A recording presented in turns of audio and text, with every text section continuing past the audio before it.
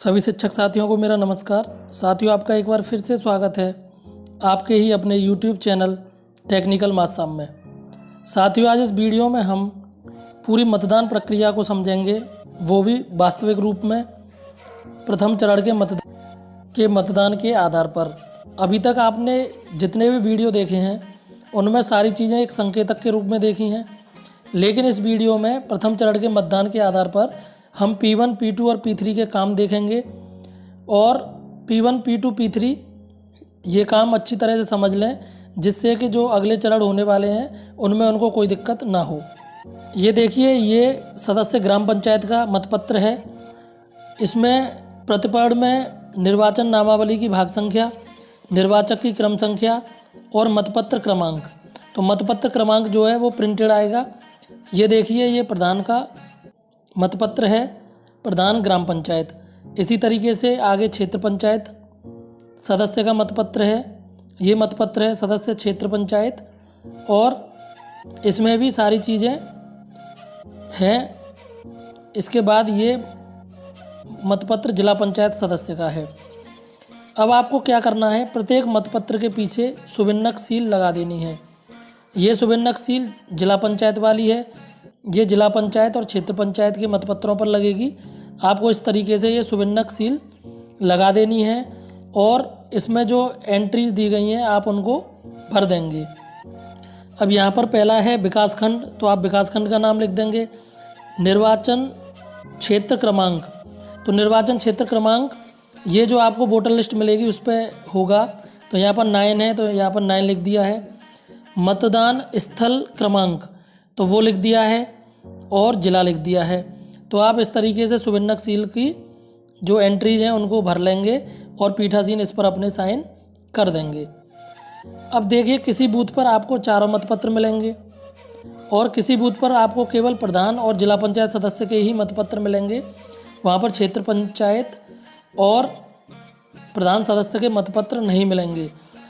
वो इसलिए नहीं मिलेंगे कि हो सकता है वहाँ पर प्रधान सदस्य और क्षेत्र पंचायत के सदस्य निर्विरोध चुन लिए गए हैं। तो इस केस में आपको परेशान नहीं होना है, आप ये सारी चीज़ें देख लेंगे। अब आपको क्या करना है, सबसे पहले P1 बैठेंगे, फिर उनके पास P2 और फिर पीठासीन। आप बैठक व्यवस्था इस तरीके से रखेंगे जैसा कि इसमें दिखाया गया है। अब हम आगे देखते हैं P1 अपना कार्य कैसे करेंगे। P1 जो है वो प्रथम मतदान अधिकारी होंगे, वो मतदाता सूची के प्रभारी होंगे और अमिट स्याही के प्रभारी होंगे। तो सबसे पहले क्या करते हैं, अगर कोई पुरुष मतदाता आता है अपना मत देने, तो आपको क्या करना है, मतदाता सूची में उसके नाम के नीचे एक लाइन खींच देनी है जब पुरुष मतदाता आता है। तो उसके बाद अगर कोई महिला मतदाता आती है तो आपको क्या करना है, उसके नाम के नीचे लाइन खींच देनी है और एक सही का निशान लगा देना है। ये आपको महिला मतदाता के केस में करना है। अब देखिए, हमने यहाँ पर महिला मतदाता के लिए योगेश देवी का उदाहरण लिया है। हमने उसके नाम के नीचे लाइन भी खींची है और सामने एक सही का निशान भी लगाया है। तो आपको ये महिला मतदाता के लिए इतना काम करना है, नाम के नीचे एक लाइन खींचनी है और सही का निशान लगा देना है।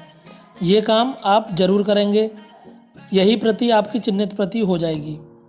महिला पुरुष मतदाताओं की गणना की जिम्मेदारी भी P1 की होती है, क्योंकि इनकी संख्या जो है वो पीठासीन की डायरी में भरी जाती है। तो आप इस प्रारूप को अपने साथ प्रिंट करा के ले जाएं, ये आपको नहीं मिलेगा।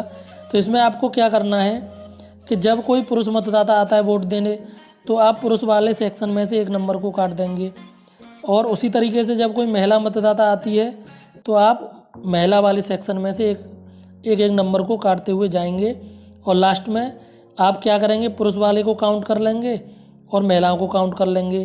तो इससे आपके पुरुष और महिलाओं की गणना हो जाएगी। अब हम देखते हैं, अमिट स्याही लगाने की जिम्मेदारी भी P1 की ही है। तो अमिट स्याही कैसे लगानी है, मतदाता के बाएं हाथ के अंगूठे के पास वाली उंगली पर लगानी है। इस तरीके से आप स्याही लगा देंगे, क्योंकि अमिट स्याही लगाने की जिम्मेदारी भी P1 की ही है। तो आप इस तरीके से स्याही लगा देंगे। अब हम P2 के कार्य देखते हैं। तो P2 को सबसे पहले क्या करना है कि प्रतिपर्ण में मतदाता का क्रमांक भरना है। ये मतपत्र के ऊपर वाला सेक्शन जो है ये प्रतिपर्ण है। इस प्रतिपर्ण में मतदाता का क्रमांक भरना है। तो इसमें पहला ऑप्शन है निर्वाचन नामावली की भाग संख्या, तो आप भाग संख्या न भरें। दूसरा है निर्वाचक की क्रम संख्या, तो इसमें आपको निर्वाचक की क्रम संख्या भर देनी है। ये आप मतदाता सूची में से देख लेंगे। निर्वाचक का क्रमांक यानी कि P1 आपको बता देंगे कि जो मतदाता आया है उसका सूची में क्रमांक ये है, तो आप चारों मतपत्रों पर ये क्रमांक भर देंगे और आप चारों मतपत्रों पर मतदाता के अंगूठे या हस्ताक्षर करा लेंगे। अंगूठा का निशान अगर कोई मतदाता लगाता है तो आपको ये भी ध्यान रखना है कि स्याही उस पर मतपत्र पर न लगे। ये भी ध्यान आपको ही रखना पड़ेगा कि मतपत्र पर स्याही न लगे। अगर मतपत्र पर स्याही लगती है तो मतपत्र को रद्द माना जाएगा। दूसरी बात ये कि प्रत्याशियों की संख्याओं के आधार पर ये मतपत्र आपको इस तरीके से फटे हुए भी मिल सकते हैं, तो इन्हें देखकर आपको परेशान नहीं होना है। ये देखिए ये मतपत्र साइड से फटा हुआ है, तो ये प्रत्याशियों की संख्याओं के आधार पर है। इस तरीके से आपको कटा हुआ मिल सकता है। P2 का जो अगला कार्य होगा वो होगा मतपत्र को फाड़कर मोड़ना। तो ये जो लाइन बन रही है हस्ताक्षर के नीचे, यहाँ से इसको फाड़ देना है मतपत्र को। आप इस मतपत्र को फाड़ लेंगे और आपको मोड़कर और फिर खोलकर उसको देना है मतदाता को। तो अब हम देख लेते हैं। ये मैंने यहाँ पर तरीका बताया आपको। आप यहाँ पर निर्वाचक का क्रमांक लिख देंगे। निर्वाचक की भाग संख्या लिखने की कोई ज़रूरत नहीं है। आप यहाँ पर निर्वाचक का क्रमांक लिख दें केवल, और निर्वाचक के हस्ताक्षर करा लें या अंगूठे का निशान लगवा लें, जो भी वो करते हो। फिर आपको इसको फोल्ड करना है। तो आप कैसे फोल्ड करेंगे, यहाँ से आपको इसको काट लेना है। अब इसको आपको फोल्ड करना है। तो अब देखते हैं कैसे।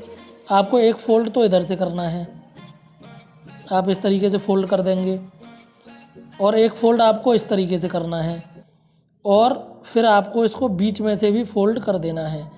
आपको मतपत्र को इस तरीके से फोल्ड कर देना है और एक इस तरीके से फोल्ड करना है, और फिर आप इसको खोल के मतदाता को देंगे। आपको इसे खोलना भी है।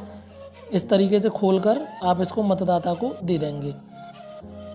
अब ये देखिए, आप इस तरीके से एक मतदान प्रकोष्ठ बनाएंगे जहाँ पर एरो क्रॉस सील लगाएगा मतदाता, और उससे थोड़ी सी दूरी पर आप मतपेटी को रख देंगे, और आपके P3 इस तरीके से मतपेटी के पास बैठ जाएंगे। और ये उनको एक पत्ती दे दी जाएगी, पुसर बोलते हैं इसको। तो आप इस तरीके से मतदान प्रकोष्ठ और मतपेटी की व्यवस्था बनाएंगे। तो साथियों, इस वीडियो को ज़रूर देख लें और ज़्यादा से ज़्यादा शेयर कर दें, जिससे कि आप वास्तविक मतदान को समझ पाएँ और देख पाएँ। यहाँ पे P3 को ये भी ध्यान देना है कि जो मतदाता है वो चारों मतपत्र मतपेटी में डाल रहा है या नहीं डाल रहा है। तो ये भी ध्यान देना है, क्योंकि जब गणना होगी तो अगर मतपत्र कम निकलते हैं मतपेटी में, तो ये जिम्मेदारी आपकी पूरी टीम की होगी। तो इसमें आपके लिए दिक्कत हो जाएगी। तो आप P3 को इंस्ट्रक्ट कर दें, P3 से बोल दें कि उन्हें ये विशेष ध्यान रखना है कि कोई मतदाता मतपत्र अपने साथ न ले जाए, वो चारों मतपत्र मतपेटी में ही डालें। जो P3 हैं वो इस चीज़ का विशेष ध्यान रखेंगे कि मतदाता चारों मतपत्र मतपेटी में ही डाले। कहीं ऐसा ना हो कोई मतदाता मतपत्र अपने साथ लेकर चला जाए, तो आपके लिए बहुत बड़ी दिक्कत खड़ी हो जाएगी, समस्या खड़ी हो जाएगी। तो ये विशेष ध्यान रख